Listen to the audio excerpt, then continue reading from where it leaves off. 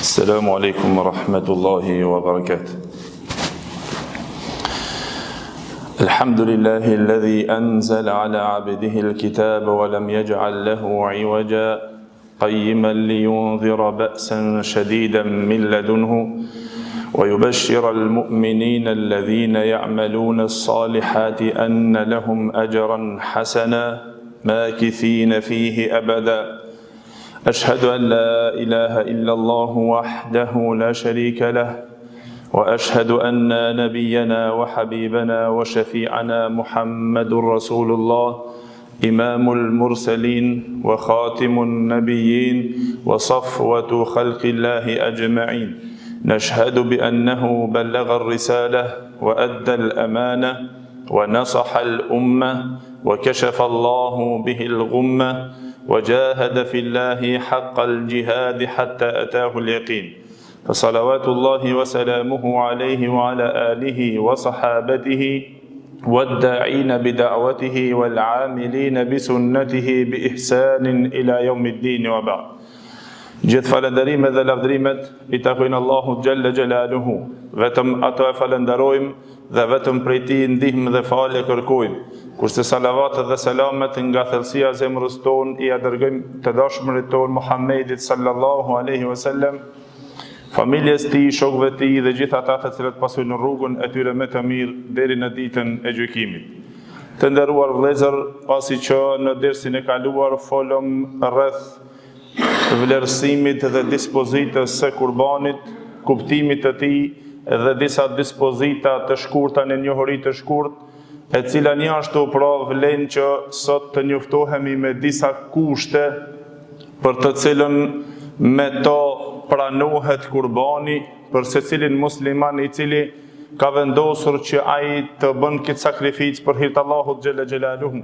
Dhe se këto janë ditët me të cilët na duhet të njoftohemi mirë për këtë adhurim të Allahut Gjelle Gjelaluhu dhe për këtë obligim.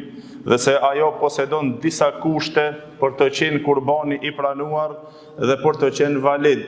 Për të qenë kurbani I vlefshëm, ai posedon disa kushte që muslimani duhet që ai të imbush ato.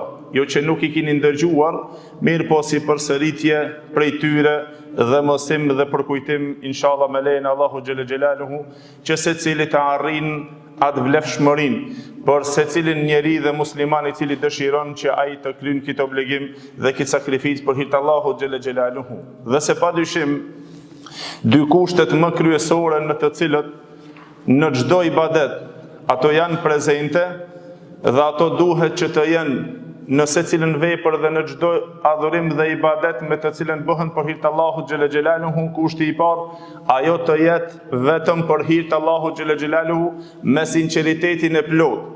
Nuk bëhet për të u livdëruar me to, por ajo bëhet për hir të Allahut Gjelle Gjelaluhu dhe se ajo don sinqeritet dhe se veprohet vetëm për Allahun Gjelle Gjelaluhu. E kushti I dytë njashtu të jetë në dakord me udhëzimin e pejgamberit sallallahu alaihi wasallam. Nëse atë vepër dhe atë adhurim e kryen këtë obligim dhe këtë ritual të Allahu Gjelle Gjelaluhu, ajo patjetër prej kushteve të cila është kusht që të pranohet ajo vepër, ajo adhurim, duhet që të jetë sipas veprës së pejgamberit sallallahu alaihi wasallam, të jetë në dakord me udhëzimin e pejgamberit sallallahu alaihi wasallam. Dhe pra prej saj thërrja e kurbanit të jetë sipas udhëzimit të pejgamberit sallallahu alaihi wasallam dhe të jetë sipas mësimit të pejgamberit sallallahu alaihi wasallam. Mos të veprohet vepra në të cilat nuk dakordohen me udhëzimin e pejgamberit sallallahu alaihi wasallam. Dhe se dietarët Islam, juristat e mëdhenj na kanë shpjeguar dhe na kanë treguar edhe shumë qartë dhe hollësisht na I kanë detajuar shpjegimet e argumenteve që erdhen në Kur'an apo në udhëzimet e suneteve të pejgamberit sallallahu alaihi wasallam. Dhe se padyshim o vëllezër, në to, prej kushteve me të cilët si mesela e cila duhet ditur. Kushti i parë, dhe këto e kemi ndëgjuar normal, por kusht i parë dietarët në të cilën janë shumica e tyre që u dakorduan në to që është kusht që të përmbush dhe të jetë an takuna min bahimatil an'am. Por të therrur kurban të jetë nga bagëtit, me të cilët janë 3 llojet, në to që përfshin llojet me të cilët i ceku në ajetin Allahu xhelle xhelaluhu min bahimatil an'am, që të jenë nga bagëtit, nga kafshët, me të cilët në to janë e para devet, apo të jetë dhen, të jetë dhi apo lo. Pra këta janë ato llojet me të cilët të janë dakorduar dietarët për therrjen e kurbanit i cili është valet dhe kurbanit të jetë i sakt dhe i pranuar. Dhe se në to u argumentuan me ajetin Allahu xhelle xhelaluhu që Allahu e ceku dhe tha: "Wa likulli ummatin ja'alna mansakan liyadhkuru smallahi ala ma razaqahum min bahimatil an'am." Allahu xhelle xhelaluhu tha na për çdo ummet kemi caktuar ritin për të therrur ato kurban. Na që i kemi furnizuar na nga bagëtit. Pra, prej këtyre tha janë bagëtit, devet, lopët, dhent dhe dhit.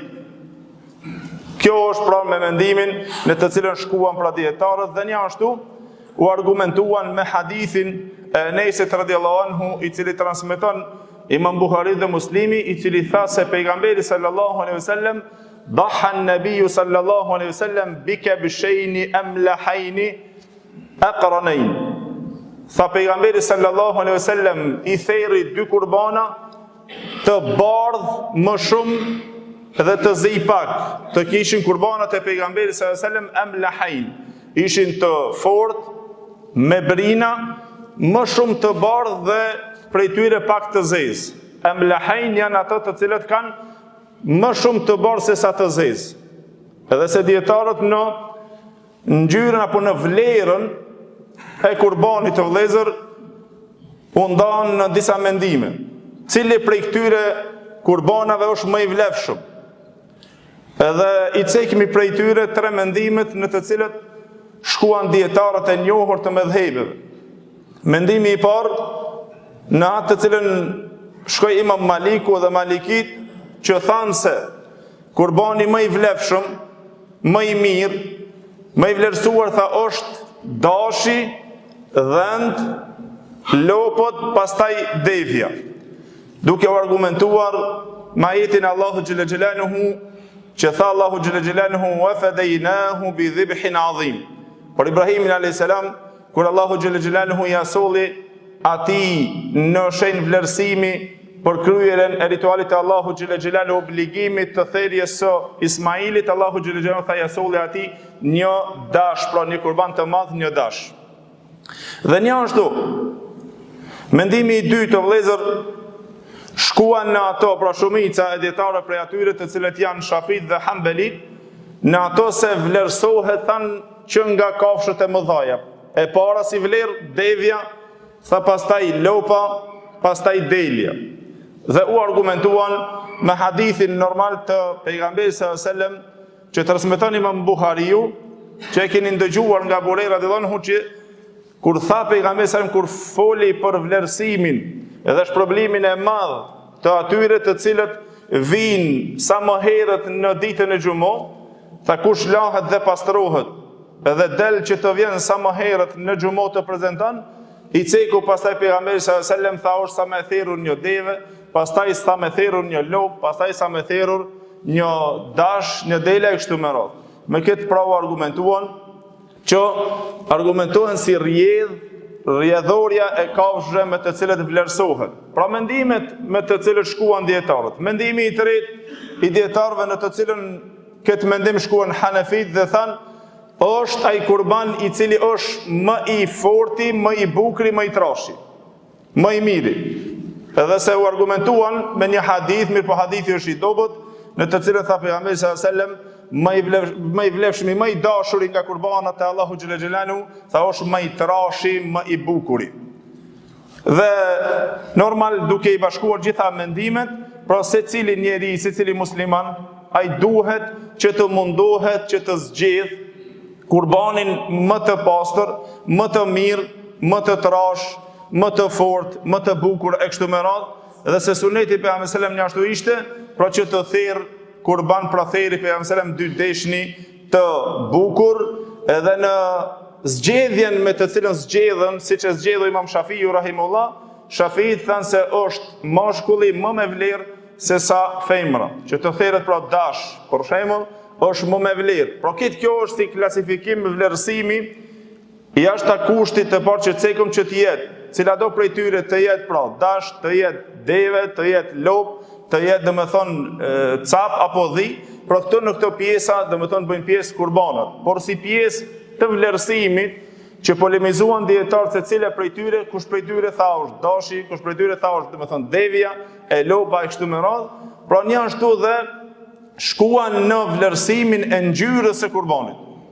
Duke na preferuar dhe duke dhënë preferencën dhe vlerësimin dhe pëlqimin se cila është prej ngjyrave më e dashur, aludon Imam Nawawi rahimullah dhe Ibn Qudame rahimullah që na cekun se parafërsia e preferuar të ngjyra e kurbanit, tha është ajo e para të jetë i bardhë, e dyta të jetë e bardha në të verdhë, e verdha apo të jetë ajo me njolla, dhe treta të jetë e bardha me të zezë. Dhe se Ceku ibn Qudame rahimullah, ajo e cila më së shumti pra i ngjan kurbanit të pejgamberit sallallahu alaihi wasallam, tha është ajo e cila nëse ka rreth syve të saj të zezë, gojën e saj të zezë dhe kombët e zeza, tha kjo është kurbani më i përngjasuar apo më i ngjashëm që i përngjan kurbanit të pejgamberit sallallahu alaihi wasallam. Pra kjo është vëllezër që nëse e zgjedh, pra e zgjedh me këto preferenca, edhe kështu është e lidhur apo e kërkuar si e detyrshme për besimtarin që ai të shton kujdesin e tij në zgjedhjen e kurbanit të tij. Edhe se sa më shumë që jep kujdes, edhe sa më mirë që e zgjedh ato, edhe sa më i bukur dhe sa me këto cilësitë dhe preferencat, kjo padyshim është një ndër madhërimin e ritualit të Allahu xhelle xhelaluhu dhe se është një ndër ato me të cilët e jep shenjën e takvallukut tënd. Dhe se Allahu xhelle xhelaluhu tha: "Wa man yu'azzim sha'air Allahi fa innaha min taqwa al-qulub." Allahu xhelle xhelaluhu tha kush i madhron ritet e Allahu xhelle xhelaluhu, kjo është nga shenja e takvallukut të zemrave. Kjo është nga shenja e devotshmërisë të zemrave. Dhe Ibn Abbas rahimullah tha se ai i cili i madhron rritet e Allahu xhelle xhelaluhu, tha është për qëllim ai i cili i rrit ato mirë. Nëse e merr kurbanin, tha mundohet që ta rrit, ta trash ato dhe ta zbukuron ato mirë. Për arsye se e bën një vepër për hir të Allahu xhelle xhelaluhu. Dhe kështu pra transmeton një ashtu te Imam Buhariu që nga Ebu Umamet ibn Sahl, i cili tha se ishmi shokët e pejgamberit sallallahu alajhi wasallam në Medinë, të cilët tha i ntrashnim kurbanat. I ushqenim mirë, i ntrashnim kurbanat dhe u mundonin ata dhe muslimanët të tjerë që të ntrashin kurbanat, pra të i ruajnë ato mirë dhe u kujdesnin në to mirë. Edhe se një ashtu prej kushtit është të vëllezër që të dihet mirë pra që kurbani kushti i dytë të ketë vitet e caktuara të cilët i ka përcaktuar, të i arrin vitet të cilët i ka përcaktuar shariati Allahu xhelle xhelaluhu. Kurbani nëse nuk i arritur ato vitet të cilët janë të caktuara me shariatin Allahu xhelle xhelaluhu, atëherë pra nuk vlen kurbani si kurban. Prej tyre cekun dietarët në të cilët u bashkuan me vitet për të cilët i cekun ato, për shkak hadithit të pejgamberit sallallahu alaihi wasallam, i cili tha pejgamberi sallallahu alaihi wasallam hadithin Sahih Muslim, i cili tha la tathbahu illa musin. Mos therrni pra nga delet vetëm sa ajo e cila i ka mbushur vitet e saj. E nëse nuk ka mundësi, atëherë tha ai e therr një të vogël e cila i ka arritur pra qengji, i cili ka arritur 6 muaj. Pra te kurbanat kështu ranë në bashkësi apo në dakord dietarët e fiqhut dhe thanë devja duhet të imbush 5 vite, lopa të imbush 2 vite, capi apo dhit të imbushin 1 vjet dhe dhend, por të dhend vazhdon prej në 6 muaj. Po të imbush 6 muaj, ato vlen për kurban. Por shkak hadithit thamë të pejgamberi sallallahu alajhi wasallam që tha pejgamberi sallallahu alajhi wasallam se kush nuk ka mundësi pra atëherë prej nga këtu vlen kurbani që të therret për të dhënë vetëm. Të dhënë, pra të dashi, të dhënë, duhet që të imbush mbi 6 muaj. Kur ti ke 6 muaj atëherë domethënë vlen për kurban. Edhe kështu vëllezër në këtë pjesë dietarët pastaj treguan se si duhet pra që të jetë këto, përderisa e dim vitet, atëherë pra a ka mundësi që të therren për këto kurbana edhe të i kenë pra disa cilësi me të cilët pejgamberi sallallahu alajhi wasallam një ashtu na lajmëroi dhe na tregoi kushti i tretë pra që të jetë për të qenë kurbani i pranuar, tha që të jetë i larguar apo i pastër nga këto njolla, me thënë, apo nga këto gabime. Mos të i ketë këto tëmeta. Të jetë i pastër nga këto tëmeta, 4 tëmeta me të cilët i ceku pejgamberi sallallahu alaihi wasallam. Hadithin që transmeton Imam Nesaiu dhe Abu Davudi, Imam Maliku një ashtu në muatën e tij, nga Bara ibn Azib radhiyallahu anhu. Ceku pejgamberi sallallahu alaihi wasallam 4 tëmeta të kurbanit. Edhe në këto ranë dakord shumica e dietarëve, edhe të imamave, të cilët janë të njohur të mëdhëbeve 4. Pra në këto e kam për qëllim që të kemi kujdes vëllezër shumë. Në këtë pjesë të këtij hadithi këto 4 të cilët cekën. Se këto janë të dakorti që nëse i kanë këto tëmeta, atëherë nuk vlen, e pastaj ka disa tëmeta të cilët kanë polemizuar dietarët në to, por arrin kurbani deri në vlerësim. Edhe pse ka tëmeta të cilët janë të urryer. Pejgamberi sallallahu alajhi wasallam tha: "Arba'un la tajuzu fil adahi." Pejgamberi sallallahu alajhi wasallam tha 4 gjëra, 4 tëmeta nuk ban të jenë në kurbana. Të parën e ceku pejgamberi sallallahu alajhi wasallam tha al-awra'u bayyin awraha. Ajo e verbëra e cila është e qartë verbësia e saj. Pra kurbani i cili është i verbër, njoh pra nuk vlen. E dyta al-marid, ajo e cila është e smut, e cila është e qartë smundja e saj. Që është e smuje, të gjitha smujet të cilët përmlidhen, dhe është e qartë smuje, sëmundja, e cila është smuje, të ato ja atëherë nuk vlen si kurban. E treta el-argje, ajo e cila çalon, të na i thonë ajo e cila shkepon, dhe nuk mund të arrin tufën e saj, pra një ashtu pra nuk vlen për kurban. Edhe e 4 është ajo e cila është shumë e dobët, derisa është kacelikur apo i duket domethënë dhe truri i saj. Por kjo e dobta e shumë që këto janë ato me të cilët janë bashkuar pra në hadithin e pejgamberit sallallahu alajhi wasallam për kurbanin të cilët nuk vlej. E pastaj në ka disa tëmeta me të cilën dietarët polemizuan në të ranë në urrëtie të tyre kështu me radhë, prej saj ndoshta tena shumë bëhet muhabet, ai ka dhomët, as i ka dhomët, mirë po në to polemizuan dietarë. Saqë Abu Yusufi nga mëdhëbi Hanefi shkon deri ato se nëse i ka një pjesë të dhomëve me të cilët ajo kullot, nëse ajo nuk kullot, e kështu me radhë vlen apo nuk vlen, arrin deri në ato të cilët janë jashtë, që ti të mundohesh ta zgjedhësh sa më të mirë, kjo është më e mira. Bara ibn Azib radhiyallahu anhu kur i tha një sahabi pejgamberit sallallahu alajhi wasallam që ja Rasulullah, pa mu nuk ma kënaqësyrin filan kurbani nëse i ka qito të metat, jashtë ta 4 metave të cilët u cekun në bashkësi, në dakordim, atëherë pejgamberi sallallahu alajhi wasallam tha nëse nuk të pëlqen e blen apo e merr atë i cili është më i shëndur dhe më i mirë, por mos i provo të tjerët që ta marrin kurbanin, domethënë me të cilën sa kanë mundësi. Pra ka të meta në të cilët rrjedhin në to, prej të metave për shembull të cilët është polemizuese të dietarë.